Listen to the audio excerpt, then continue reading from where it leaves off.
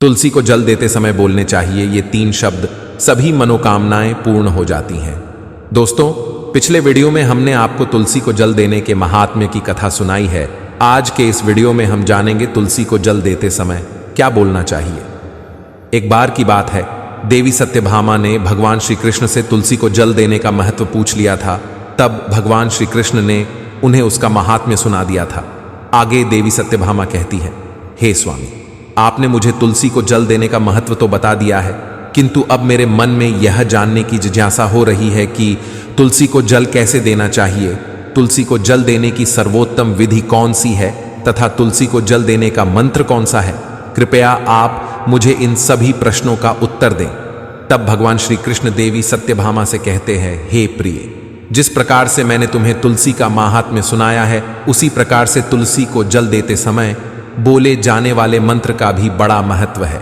यह मंत्र केवल 3 शब्दों का है, किंतु इसका प्रभाव बहुत कल्याणकारी है। जो भी मनुष्य नित्य तुलसी को जल देते समय अपने मुख से केवल ये 3 शब्द बोल देता है, तो साक्षात लक्ष्मी उसके घर में प्रवेश करती है। उसकी दरिद्रता समाप्त हो जाती है, उसे धन धान्य की प्राप्ति होती है। वह मंत्र बताने से पूर्व मैं आपको तुलसी के इस मंत्र का महात्म्य सुनाता हूँ। इस महात्म्य को सुन लेने मात्र से ही मनुष्य के समस्त पाप नष्ट हो जाते हैं। उसे 100 वर्षों तक तुलसी को जल देने का पुण्य प्राप्त हो जाता है। इसीलिए देवी, आप इस कथा को ध्यान से पूरा जरूर सुने। देवी सत्यभामा कहती है, हे प्रभु, मैं इस कथा को पूरा अवश्य सुनूंगी, आप मुझे तुलसी के मंत्र का महात्म्य सुनाइए। श्री कृष्ण कहते हैं, हे देवी सत्यभामा, दक्षिण में एक अत्यंत शोभायमान नगरी थी।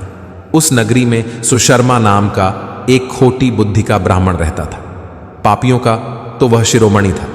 उसका जन्म एक ऐसे ब्राह्मण परिवार में हुआ था जो पाप कर्म करने वाले, शास्त्र ज्ञान से शून्य थे। वह जन्म से तो ब्राह्मण था, किंतु कर्म से वह अत्यंत दुराचारी था। वह न पूजा पाठ करता, न ध्यान करता, न जप, न होम और न ही अतिथियों का सत्कार करता था। उसके द्वार पर आए अतिथियों को बिना दान किए ही क्रूरतापूर्वक भगा देता था।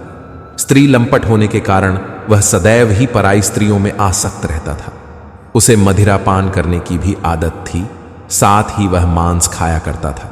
वह दिन में खेत में काम करके पत्ते बेचकर जीविका चलाया करता था और रात्रि में वेश्याओं का सेवन करता था। इस प्रकार से उस ब्राह्मण ने अनेक वर्षों तक जीवन व्यतीत किया। फिर एक दिन वह दुर्बुद्धि सुशर्मा बेचने के लिए पत्ते इकट्ठा करने के लिए एक ऋषि की वाटिका में घूमने लगा और पत्ते तोड़ने लगा। तभी एक काल रूपधारी काले सर्प ने उस ब्राह्मण को काट लिया और उसी समय पर उसकी मृत्यु हो गई। उसके बाद 2 यम के दूत उसे लेने के लिए उस स्थान पर प्रकट हुए और उसे उठाकर यमलोक ले जाने लगे। मार्ग में वह यमदूतों के सामने बहुत विलाप करने लगा, हे दूतों, मुझे कहाँ ले जा रहे हो? मुझे छोड़ दो, मेरे प्राण बख्श दो। किंतु यमदूत उसे यह कहते हुए ले जाने लगे, अरे दुष्ट ब्राह्मण, तेरे पाप कर्मों के कारण तुझे सांप ने काट लिया है। अब यमराज तुझे अवश्य घोर नरक में डाल देंगे।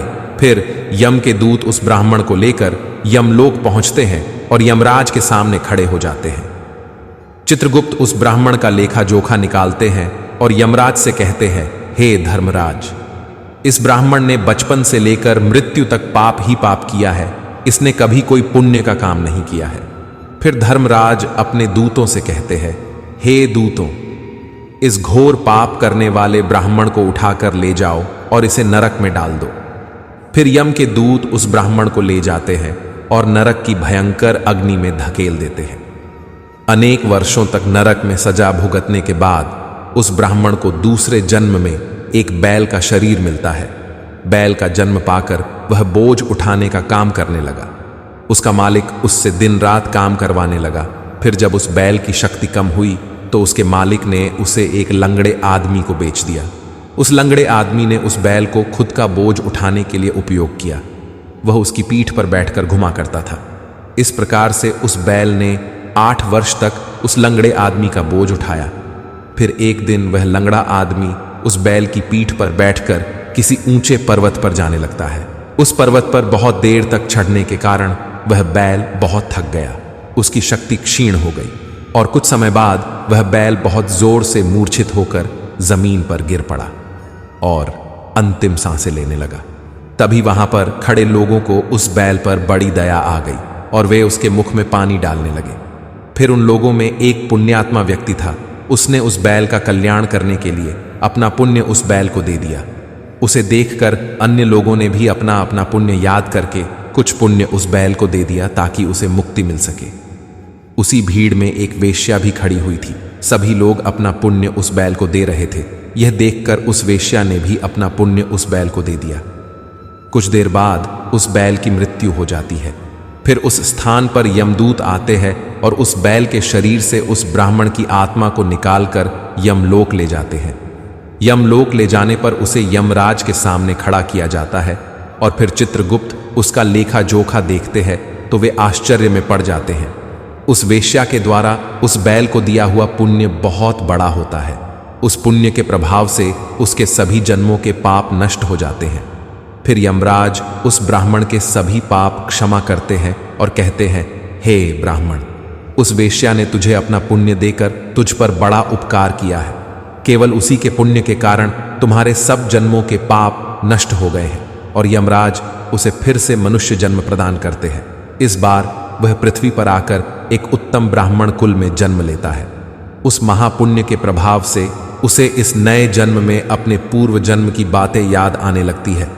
जब वह ब्राह्मण बड़ा हो जाता है तो उसे याद आता है कि पिछले जन्म में जब वह बैल था तब एक वेश्या ने उसे उसका पुण्य दे दिया था।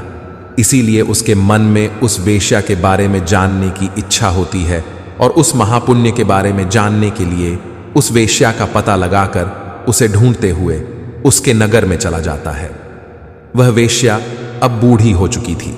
फिर जब उसे वह वेश्या मिल जाती है तो वह उसके सामने जाकर उसे बार बार प्रणाम करता है और उस वेश्या का धन्यवाद करने लगता है। वह वेश्या कहने लगती है, हे ब्राह्मण श्रेष्ठ, आप कौन हैं और किस कारणवश आप मुझ वेश्या को धन्यवाद दे रहे हैं? मैंने आपका कौन सा कार्य किया है जो आप मुझे नमस्कार कर रहे हैं? तब वह ब्राह्मण कहता है, हे माता, मैं वही बैल हूं जिसे तुमने अपना पुण्य दे डाला था। अपने पाप कर्मों के कारण मुझे पिछले जन्म में बैल होना पड़ा था। उस पर्वत पर जब मैं मर रहा था तो तुमने मुझे अपना पुण्य दिया था। तुम्हारे पुण्य के प्रभाव से ही आज मुझे फिर से मनुष्य जन्म मिला है। तुम्हारे द्वारा दिए गए उसी पुण्य के कारण मुझे अपने पूर्व जन्म की सारी बातें याद है। किंतु हे माता, मैं आज यहां पर यह जानने के लिए आया हूं कि तुमने मुझे उस समय पर अपना कौन सा पुण्य दिया था जिस कारण से मेरे सभी जन्मों के पाप नष्ट हो चुके हैं। मैं उस पुण्य के बारे में जानना चाहता हूं। तब वेश्या ने कहा, हे ब्राह्मण श्रेष्ठ, मैंने तो अपने जीवन में कोई पुण्य के काम नहीं किए हैं, किंतु मेरे घर में एक तोता है जो पिंजरे में रहकर हमेशा कुछ बोलता रहता है, जिसे सुनकर मेरा अंतकरण पवित्र हो गया है। उसी तोते के द्वारा बोले गए मंत्र का पुण्य मैंने तुम्हें दान में दिया था। फिर वह वेश्या और वह ब्राह्मण उस तोते के पास जाते हैं और उसे पूछने लगते हैं, हे शुक, तुम कौन सा मंत्र बोलते रहते हो जिससे हमारे जीवन का उद्धार हुआ है? यह मंत्र तुम्हें किसने सिखाया और इस मंत्र का क्या अर्थ होता है? तब उस तोते ने अपने पूर्व जन्म का वृतांत सुनाना आरंभ किया। वह तोता कहने लगा, हे ब्राह्मण श्रेष्ठ, पिछले जन्म में मैं एक ब्राह्मण था। मैं अपने ज्ञान के अहंकार में अंधा हो चुका था। मैंने कभी गुरुजनों का आदर नहीं किया, सदैव ही उनका अपमान किया। मुझे अपने ज्ञान पर इतना अधिक घमंड हो गया था कि जिस कारण से मेरे क्रोध बहुत अधिक बढ़ गए और मैं सभी से द्वेष करने लगा। अन्य मनुष्यों को तुच्छ समझने लगा, विद्वानों का भरी सभा में अपमान करने लगा। फिर कालांतर में मेरी मृत्यु हो गई और मुझे यमलोक ले जाया गया। पूज्य जनों और गुरुजनों का अपमान करने के कारण मुझे तोते के कुल में डाल दिया गया और मेरा जन्म एक तोते के रूप में हो गया। मेरे पाप कर्मों के कारण छोटी अवस्था में ही मेरा अपने माता पिता से वियोग हो गया। फिर मैं पेड़ की डाल पर बैठकर रो रहा था तो उसी स्थान से कुछ मुनि जा रहे थे। उन्होंने मेरी दयनीय पुकार सुनी और मुझे लेकर अपने आश्रम में चले गए। वहां उस आश्रम पर उन्होंने मुझे एक सुंदर पिंजरे में रखा और मेरा अच्छी तरह से ख्याल रखा। वे मुझे नित्य भोजन दिया करते थे और पढ़ाते थे। उस स्थान पर वे ऋषि मुनि, उनकी स्त्रियां और बालक सभी नित्य तुलसी के पौधे को जल देते थे और उसके सामने एक मंत्र का जाप करते थे। उन्हीं के मुख बार बार उस मंत्र को सुनकर मैंने उसे रट लिया और तभी से मैं उस मंत्र को जान गया हूं और वही मंत्र में दिन रात बोलता हूं। उस मंत्र के प्रभाव से मेरी कभी मृत्यु नहीं हुई और मेरी आयु 100 वर्ष की हो गई और मैं इतने वर्षों तक जीवित रहा। इसी बीच एक रात को एक चोर उस स्थान पर आ गया और उसने मुझे वहां से चुरा लिया और फिर इस वेश्या ने मुझे उस चोर से खरीद लिया। इस वेश्या के घर पर आने के बाद भी मैं उस मंत्र को बोलता रहता था, जिसे सुनकर इस वेश्या का मन भी पवित्र हो गया और इसने वेश्या का काम छोड़कर भगवान विष्णु की भक्ति करने लगी। उसी मंत्र के प्रभाव से मेरे पूर्व जन्मों के सभी पाप नष्ट हो गए और उसी मंत्र के प्रभाव से इस वेश्या का भी अंतकरण पवित्र हो गया। हे ब्राह्मण देवता, उसी मंत्र के पुण्य से आप भी पाप मुक्त हो गए हैं। इस प्रकार से तोते ने उस ब्राह्मण को और उस वेश्या को सारा वृतांत सुना दिया, जिसे सुनकर वह ब्राह्मण और वेश्या दोनों ही अत्यंत प्रसन्न हुए और फिर वे दोनों ही नित्य तुलसी को जल देकर उस मंत्र का जाप करने लगे। फिर वह तोता, वेश्या और वह ब्राह्मण तीनों उस मंत्र के प्रभाव से दिव्य विमानों में बैठकर विष्णु लोक को चले गए। श्री कृष्ण कहते हैं, हे देवी सत्यभामा, देखा आपने, केवल तुलसी के इस मंत्र के प्रभाव से उस तोते के, उस वेश्या के और उस ब्राह्मण के सभी पाप नष्ट हो गए हैं। इसीलिए प्रत्येक मनुष्य को रोज तुलसी को जल देते समय इस एक मंत्र का उच्चारण अवश्य करना चाहिए। हे देवी, वह मंत्र इस प्रकार है, इसे तुम ध्यान से सुनो। ओम वृंदावन्ये स्वाहा, ओम वृंदावन्ये स्वाहा। श्री कृष्ण कहते हैं कि जो भी स्त्री नित्य तुलसी के समक्ष इस मंत्र का उच्चारण करेगी वह सौभाग्यशाली बनेगी। जो भी पुरुष तुलसी के सामने इस मंत्र का उच्चारण करेगा उसे अक्षय धन की प्राप्ति होगी। जिस घर के सामने नित्य तुलसी की पूजा की जाएगी उस घर में साक्षात लक्ष्मी का वास होगा। तुलसी का यह मंत्र मंत्रराज कल्पतरु है, यह समस्त फलों को प्रदान करने वाला है। अतः जो भी तुलसी के सामने इस मंत्र का उच्चारण करेगा उसे संपूर्ण सिद्धियां प्राप्त होगी। स्त्रियों को सदैव ही स्नान करके अपने बाल बांधकर मांग में सिंदूर भरकर नित्य तुलसी को जल देना चाहिए और इस मंत्र का उच्चारण करना चाहिए। रोज तुलसी के पौधे की परिक्रमा करनी चाहिए, इससे सभी दोष नष्ट हो जाते हैं। नित्य शाम के समय तुलसी के पास दीपक जलाना चाहिए और तुलसी के पास बैठकर भगवान विष्णु की आराधना करनी चाहिए। तुलसी के पास दीपक जलाने से मनुष्य को धन धान्य की प्राप्ति होती है। हजारों अमृत के घड़ों से नहलाने पर भी श्री हरि को उतनी तृप्ति नहीं होती जितनी वे मनुष्यों के द्वारा तुलसी का एक पत्ता चढ़ाने से प्राप्त करते हैं। 10,000 गाय के दान से मानव जो फल प्राप्त करता है वही फल तुलसी पत्र के दान से पा लेता है। जो मृत्यु के समय अपने मुख में तुलसी पत्र का जल पा जाता है वह संपूर्ण पापों से मुक्त होकर श्री कृष्ण के धाम जाता है।